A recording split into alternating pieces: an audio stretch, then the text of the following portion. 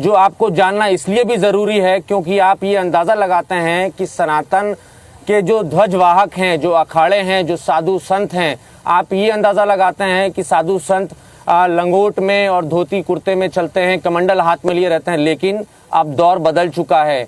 अब साधु संत भी हाईटेक है, लैपटॉप चलाते हैं और बड़े ट्रेंडी लैपटॉप चलाते हैं, मोटरसाइकिल्स पे घूमते हैं।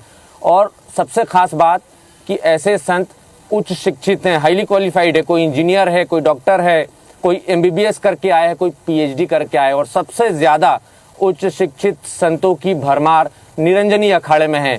फिलहाल आप हमारी ये रिपोर्ट देखिए।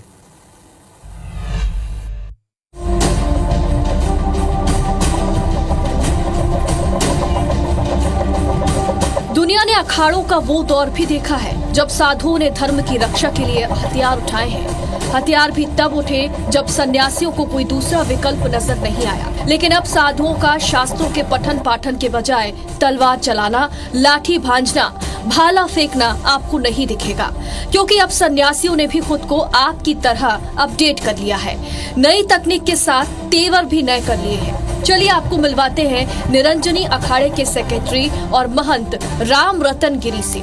राम रतन गिरी ने 1979 में ही इंजीनियरिंग कर ली थी, लेकिन सिस्टम में करप्शन की काई उन्हें अच्छी नहीं लगी। सो राम रतन जी भ्रष्ट सिस्टम में 2.5 साल की नौकरी से संन्यास लेते हुए निरंजनी अखाड़े के परमानेंट सन्यासी बन गए।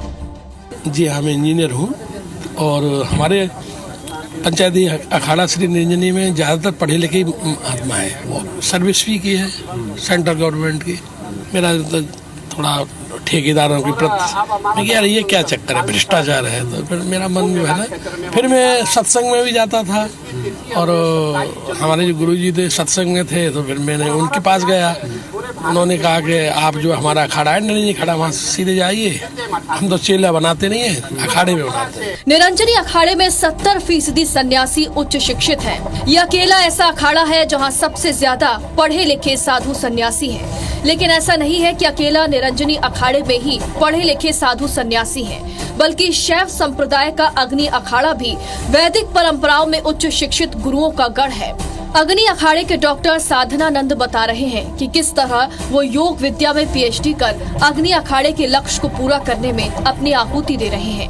अग्नि अखाड़े में डॉक्टर साधनानंद अकेले नहीं हैं, बल्कि सैकड़ों ऐसे वेद पाठी अग्निहोत्र ब्राह्मण हैं जो गुरुकुल में शिक्षा लेते हुए सनातन धर्म के ध्वजवाहक बने हुए हैं। आज का जो समय है और साधना और तपस्या थोड़ा समाज तक पहुँचे, जिससे समाज को भी संज्ञान हो, ज्ञात हो कि संत महात्मा अपने जीवन को किस तरह से ढालते हैं। हमने अनेकों संतों, अनेकों साधकों, अनेकों यूनिवर्सिटी में जाकर के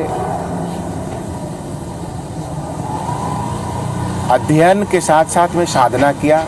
दरअसल मुगल आक्रमणकारियों से सनातन संस्कृति की रक्षा करने के लिए शुरुआती दौर में जूना, आवाहन निरंजनी और महानिर्वाणी अखाड़े का जन्म हुआ।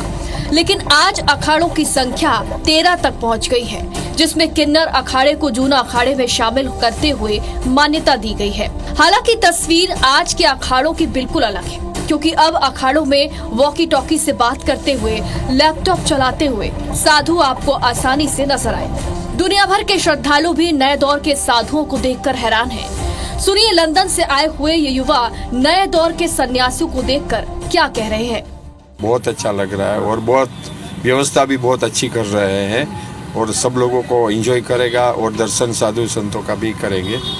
और हम लोग भी बाहर से आए, हम लंदन से हैं। अच्छा, ये बाकी आधा कोई गुजरात से है। तो ये योगी आया उसके बाद बहुत काफ़ी चेंज हो गया है और बहुत अच्छी सुविधा सब हो रही है। बहुत अच्छा लगा है। हाँ, हम लोग ने 18 साल पहले एक बार हम लोग ने किया है हरिद्वार में।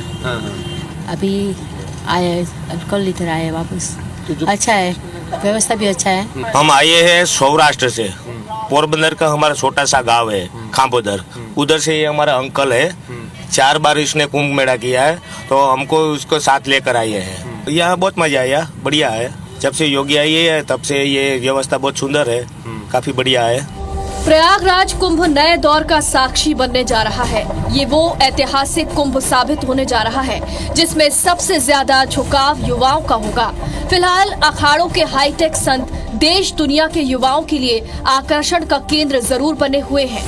IBC 24 के लिए नवीन सिंह की रिपोर्ट।